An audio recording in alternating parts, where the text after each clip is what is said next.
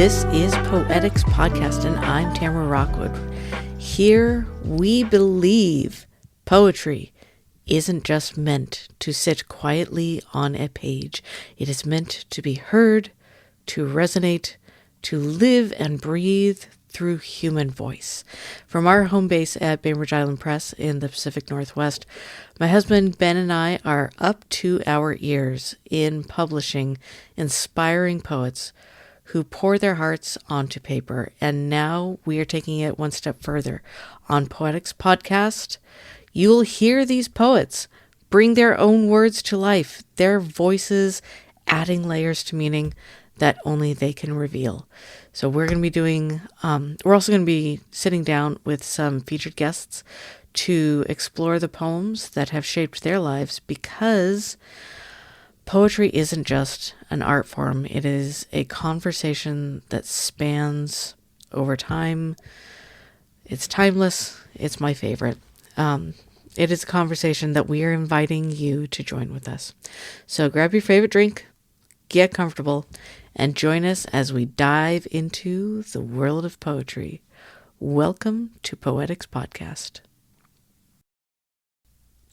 So today we are going to be visiting a poem that was written in the book POETICS with the theme of Coyote that was published by Bainbridge Island Press. And the poem is called Coyote Envy by Collier Brown.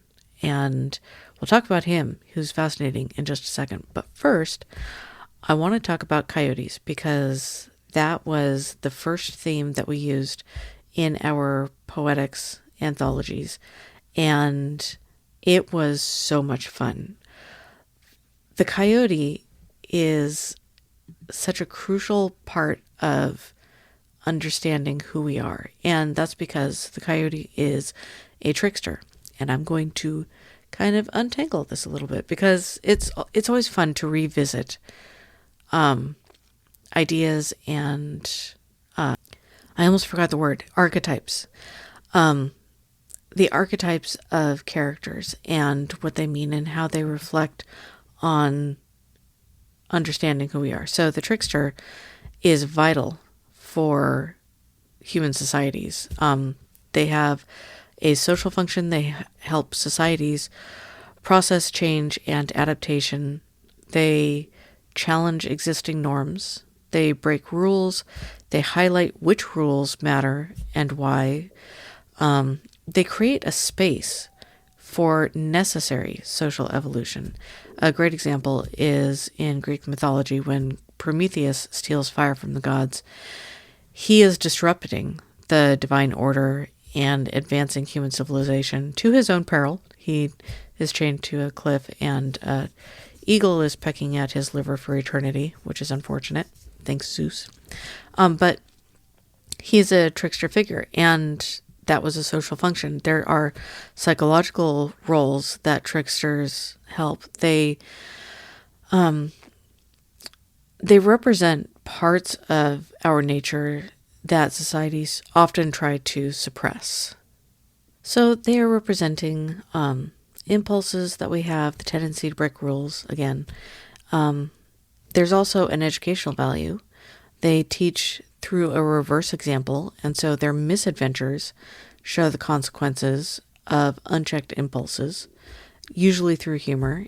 Like when the coyote's greed leads to failure, the story teaches restraint more effectively than direct instruction.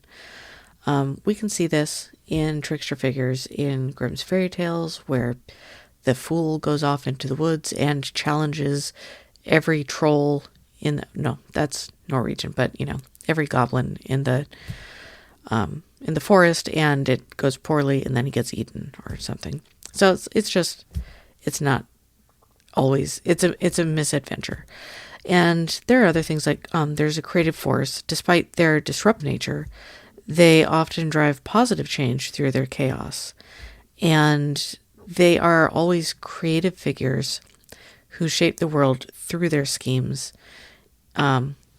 despite some failures. And this combination of roles makes tricksters enduring and universal figures to help us process complexity and change and the adaptation of the human nature. And so I wanted to, before we get into the Coyote, I think that it's fun to cross-reference. So here are a few other culturally significant trickster figures. So the Anansi is West African and Caribbean. It is a spider who embodies wisdom and mischief. And originally, this was the trickster figure in Ghana. And this figure often outsmarts larger creatures and even gods through wordplay and schemes. And that is, I don't know, there's something fun about spiders because they can be terrifying, they can be adorable. And so it's this duality of a role. Loki is a trickster figure. He's not just a good-looking guy in the Avengers. Loki is a shape-shifting deity. He can change gender, he can change form. He is a friend, he's an antagonist to the gods. He can create problems, he can solve problems. He can solve problems that he created himself. And his schemes are playful and catastrophic. And you learn from him as you learn with him. Then there are a few others. In the Maui is actually a demigod who used his supernatural fishing hook and shape-shifting abilities to benefit humanity by fishing up islands, by slowing the sun to make the days longer, by stealing fire from the underworld. And his tricks are seen as positive consequences despite starting from mischievous intentions. And then finally, which, if you're listening to this, I'm letting you know that right now it is January 8th, and we're open to submissions for the next Poetics. The next theme is corvids, and the raven is another trickster figure. It's a creator figure who shaped the world in Pacific Northwest Native American culture through both wisdom and foolishness. And he's credited with stealing light to create the sun and the moon. He's credited with releasing fresh water into the world, and he's credited with teaching humans while simultaneously causing trouble through his greed and impulses. So when we look at the Coyote, which is, I love trickster figures, we can see a lot of these similar qualities. In many Native American cultures, particularly among the tribes of the Southwestern Plains, the Coyote is a central trickster figure who teaches through his mistakes and misadventures, and he's portrayed as both clever but foolish. He breaks social rules, and he suffers the consequences, which both illustrate important moral lessons. And the Coyote is indigenous to northern and South America. So in Mexican folklore, and especially in Mesoamerican traditions, the Coyote appears, but it's more depicted as cunning and unsuccessful in his schemes in Mesoamerican stories. And so it's just different where you are. So that all being said, this is Coyote Envy by Dr. Collier Brown. Coyote Envy. There are worse problems to have than this. I'll try to explain. A child grows up in a typical southern town. Family good. Woods and river. Lots of dead hymns and tithes. Friends. Christmas dinner. And yet, no sense of home or place. No stories of ancestral fires or the sister rain or brother and the wild boar. No trickster at the journey's edge with a riddle and a lore. Nothing on the other side. Coyote, if you're listening, I'm not of any tribe. I belong to no one's tale. There is no blessing, I believe. There's no spirit I can hear. But I've loved the dirt for all my days, have planted flowers 10 million ways. I'd give you one if you'd come near. Okay, so what's interesting with what Brown did is, I think, this is my analysis of the poem, which was why I liked it. Doesn't he become the trickster himself?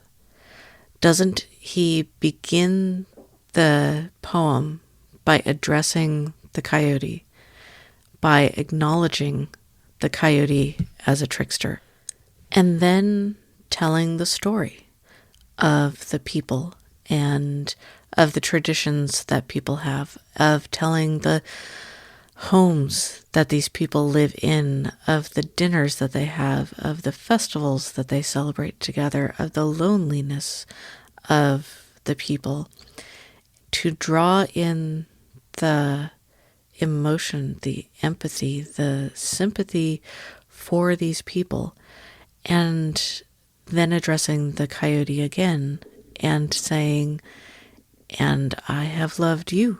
I have loved the ground that you live on. And then inviting the trickster to us. I don't think, if I read this in one way, that the narrator is malicious or deceitful. I think that it's very sweet in one perspective. I think that identifying with the coyote it feels very natural as a poet. It feels very natural as a creative person. We are always looking to expand ourselves and our hearts and our minds. And at the same time, when the poet is writing a love story to the coyote and asking the coyote to come closer, and at the end asking the coyote to draw near and inviting the coyote into the poetic space, that is turning the poet into the trickster. And suddenly there is this cleverness that the poet has. There is a scheme that the poet is writing. There is a cunning nature of luring the coyote in. And that is into a domestic area where it does not belong. I liked that duality, and I liked that it felt deceitful and a little bit sexy. That's not maybe central. No, it's not even central. It feels sexy. It feels sexy to try and lure the coyote in. It feels so exciting to use a poem to invite the trickster in while being the trick. Anyways, that's what I liked. I liked the feeling at the end where I went, oh no. It could be me. This could be just a really sweet poem. I would like to think that there is a little side eye in the end. And I think that duality is what makes poetry great and fun, a little bit dangerous. And that's why I liked this poem. Let me tell you a little bit about Collier Brown. I should have said this at the beginning, but I was just so excited about talking about this poem that I wanted to talk about it first. But Dr. Collier Brown is a fascinating gentleman. He is a poet. He is a photography critic. He is a literary scholar. He holds a PhD in American Studies from Harvard University, where he continues to teach. He also has an MFA in poetry from McNeese State University. He is a founding editor of a number of places. There's the OD Review, there's 21st Editions, there is Edition Galerie Vivias.